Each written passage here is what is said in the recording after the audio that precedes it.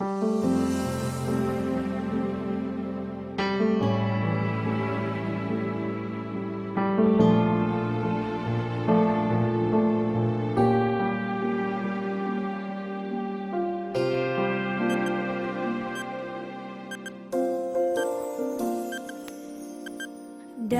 segala perkara. Shalom, selamat pagi. Jumpa kembali dalam renungan harian GMI Ebenezer. Tuhan Yesus memberikan terang kepada setiap orang yang percaya kepadanya. Dan orang-orang yang di dalam Kristus memiliki terang yang bersinar, terang yang bercahaya, dan hidup orang-orang yang di dalam Kristus memancarkan karakter Kristus. Mari kita berdoa. Bapa kami yang ada di dalam surga, Engkau adalah sumber terang dalam hidup kami. Engkau menerangi hati dan pikiran kami. Engkau juga menerangi setiap langkah hidup kami. Kami percaya Engkau yang menuntun kami. Engkau juga yang mengingatkan kepada kami untuk kami tetap hidup dalam terang. Biarlah kasih dan anugerah-Mu terus melingkupi hidup kami. Pagi ini kami mau mendengarkan firman-Mu, Tuhan menolong kami. Di dalam dan demi Yesus Kristus kami berdoa dan mengucap syukur. Amin. Pagi ini kita akan bersama-sama merenungkan satu tema firman Tuhan. Hiduplah dalam terang Kristus.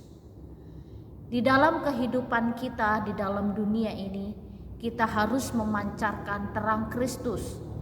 Dan segala hal yang kita perbuat, yang kita lakukan, segala perkataan yang kita ucapkan harus memancarkan sinar terang Kristus.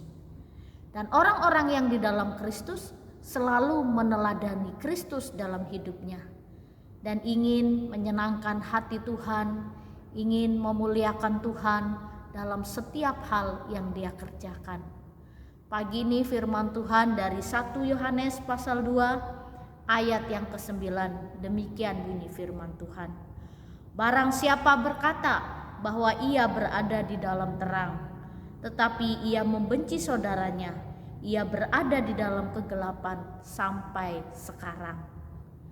Jadi orang-orang yang hidup di dalam Kristus seperti kita yang sudah percaya Kristus dan menjadikan Kristus sebagai Tuhan dan Juru Selamat kita. Jika tidak ada kasih, tidak ada belas kasihan dalam diri kita, lalu siapakah yang kita percayai? Siapakah yang kita sembah? Kita percaya karena Kristus yang memberikan kasih-Nya kepada kita. Tuhan Allah memberikan anaknya yang tunggal, yaitu Yesus Kristus, untuk datang ke dalam dunia ini, hidup menjadi sama seperti kita, lahir dari darah Maria, dan kelahirannya di Bethlehem, lahir dalam keadaan situasi yang sangat memprihatinkan. Bayangkan Bapak Ibu, mana ada seorang ibu tega melahirkan anak di kandang domba. Lalu dalam situasi yang sulit, Maria harus melahirkan di kandang domba. Lahirlah Juru Selamat kita. Dalam kehinaan, dalam kepapaan, dalam keterbatasan, Dia membuktikan kasih-Nya kepada kita. Dan bukan hanya Dia lahir di Bethlehem saja, Dia buktikan kasih-Nya kepada kita, tapi Dia rela mati di atas kayu salib dalam penderitaan. Dia dapat mengakhiri dan menyelesaikan misi penyelamatan dengan baik. Oleh karena itu, Tuhan Yesus mengajarkan hidup tentang kasih. Dan kasih itulah menjadi ciri khas. Kasih itu juga menjadi satu karakter kita sebagai anak-anak Tuhan. Jika kita sebagai anak-anak Tuhan tidak memiliki kasih dan belas kasihan, berarti dalam hati kita belum ada Kristus. Banyak orang Kristen KTP, dia mengaku Kristen, tapi semua yang dia kerjakan bukan menurut ajaran Kristen.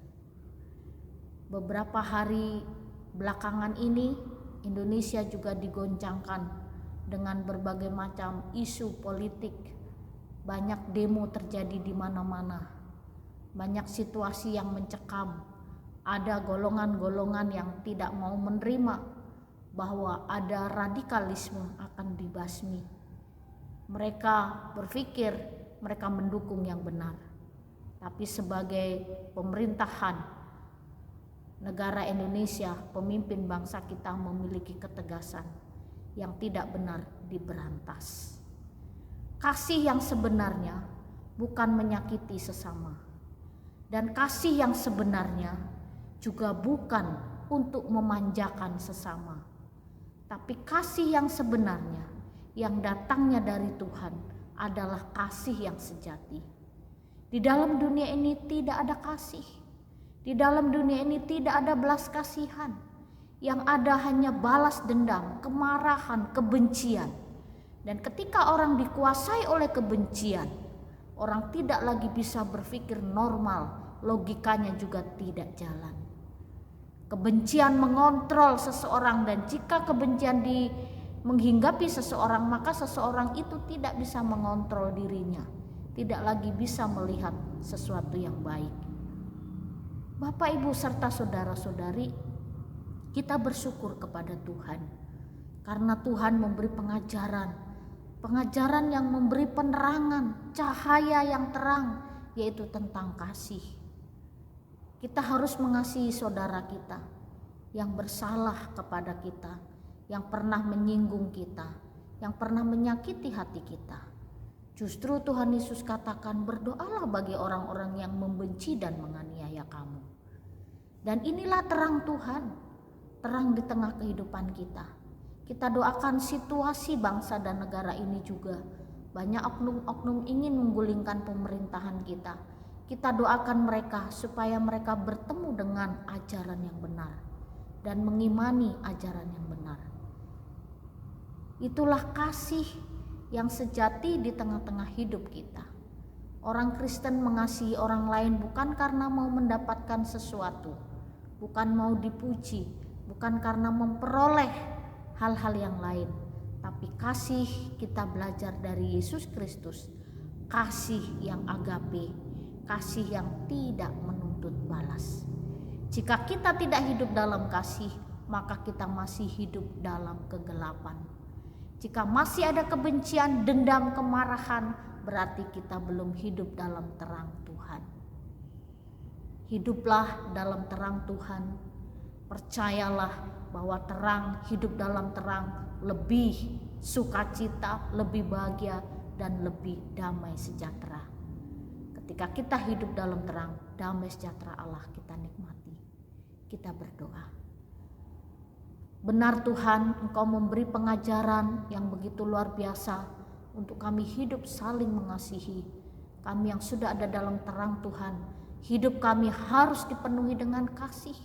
Dan kasih yang datangnya dari Tuhan, kasih yang tidak mengenal batas, kasih juga yang tidak pernah undur dari hidup kami.